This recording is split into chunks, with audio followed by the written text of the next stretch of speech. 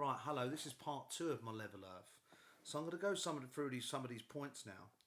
After I'd studied it and looked into it and the ridicule that people had got over it, and loads of my friends, none of them believed it. You know, I'm being honest. Like, I had my one friend that did, but 95 to 90, 97% of people were just like, no, you're talking rubbish, you're ridiculed. Then some people were saying to me, oh, you're in, why, you think you've no knowledge or anything? I was like, no, hang on, I'm not, I've been ridiculed for it. What was the point of me just kept going on about it so much? What? It's just that all I've had is like just you know lots of pain in the arse over it. It's not done me any favours. I don't feel I'm bigger than anyone, better than anyone. I've just looked at the evidence, and we are not moving. You can't have a vacuum space. You can't have a vacuum next to a pressurised system. That's the laws of thermodynamics.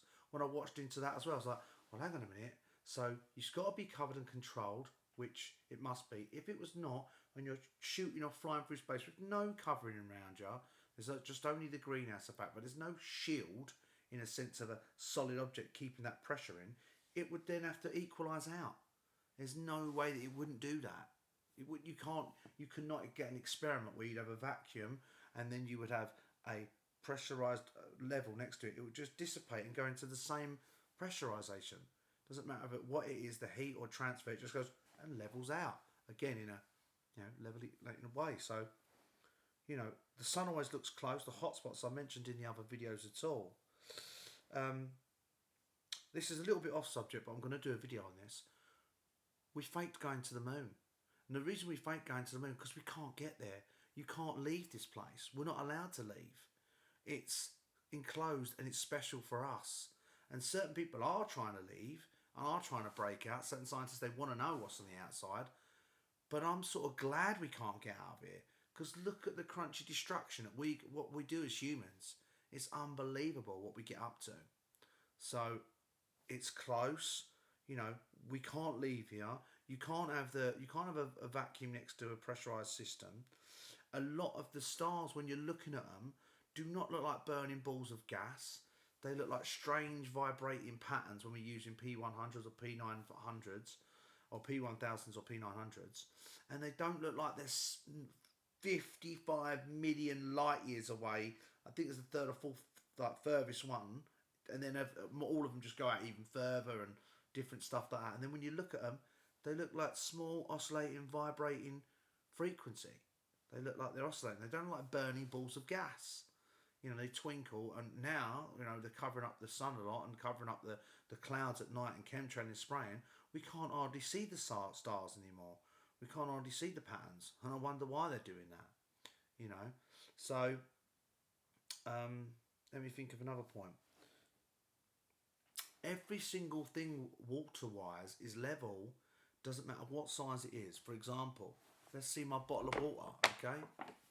This bottle of water is level and it's going to be flat. And no matter how you bend this water down, the water just will simulate this shape and then it will just stay level again. Doesn't matter if it's an upright shape and it's going to be flat or a long sausage shape, it's still going to be flat. Once it settles, it stays exactly where it is. And it's like a spirit level. It keeps it right there. This is my orange, light orange juice. But then you go up a size. You can go up to a little pond in your garden. It's going to be exactly the same. You can go to a small lake with an edge all the way around the lake, which I went to a wedding of my friends and I was there, and it had a massive edge to it going up, very high, and the lake was set quite low into it, but it was flat and level. And then you can go into the sea and it's exactly the same on calm points out in the middle of the oceans. Another point that I found when I was looking into it for a few years, when he was looking on Mark Sargent's channel, he was having Navy instructors, he was having pilots on there, missile instructors, submarine instructors, people that have worked in professions with all these different things to do with levels of the sea, flying expensive craft and doing all these things, and they were saying it was level everywhere. The guy was saying that he was shooting with one of the guns, and he was a gunner pilot, and that he could shoot over 120 miles off of the bow of the ship that was might be like 50, 60 foot higher. But once you did the calculations of that, there should have been a massive curve. There wasn't any. And then he said he could see even further with infrared. And when they pushed him on it, when the host pushed him on it, he said he can't tell you because you get done for that, because then it shows how far we can see on doing the firing of all these missiles and things. But you could see way further than what he was talking about, even though he didn't tell you the top level, which it could be. So I was like, okay. And then the submarine pilot said as well, when he's under the ocean, he says they never curve around anything. They're just going flat along the water the whole time. Same with the pilots. They always got the gyro. They're always flying level. They're always going along. Then they're never having their nose slightly down and going round something. So I was like, okay. So there's no real picture of the Earth spinning. There isn't any. All of them are CGI. Like, there isn't any picture of them leaving the Earth. There isn't. And every one that they've got a composite one has been made up. I've seen I've asked, oh, show me these pictures and we'll go from there. But every one of them, they'll go, oh, look, you'll say it's fake anyway. No, you can tell, because we can look at the flat Earth and see the balloons that are at 125,000 feet. And we can see from those pictures that, oh, it's level, it's not moving it. We can't get much higher than that.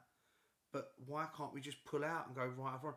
Why isn't there one in 52 or 3 years now? There hasn't been one shuttle leave the Earth with a camera on it, show the trajectory going off, leaving the Earth, watching the Earth slightly spin as it goes away and moving thousands of miles away and still filming it on the side of a camera on anything for over 50 years. There've been loads of fake stuff. The SpaceX stuff goes down, goes, oh,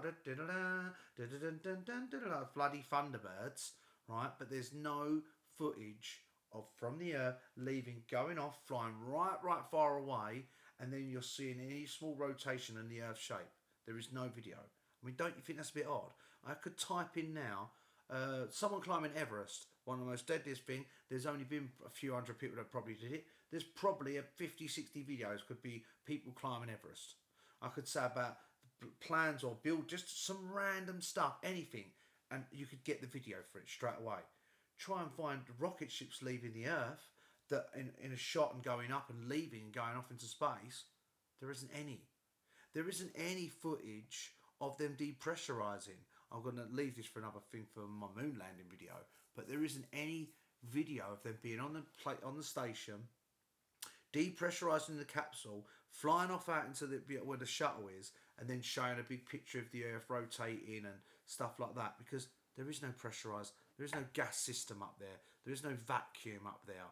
You know, it might be a little bit of a lower altitude, because the higher you get, it's going to get less plants around and less you're going to get less atmosphere, but it just gets to a point. You don't get it where it's going to be a vacuum still next to that, because it would suck it all away. It's just, that's just obvious to me as well. Let's see. There's no curve to be found at all in all of the math that was used to plot the stars, which I've watched on Nathan Oakley's show. They had to use a flat level to then get the measurement on all of their measurements. So they didn't use any curve at all for any calculating of that.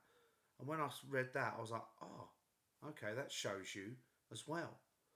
So it's there's a lot going on. There's a lot for the subject. Pardon me. But everywhere I've turned and everywhere I've looked, it's then said, oh, that is flat. It doesn't move. They're stationary. The stars look odd. That all the measurements were done by level. The sea's level. You can see miles. There is no spin. The pilots don't talk about spin or rotation or anything, and say they fly at a flat level all the time.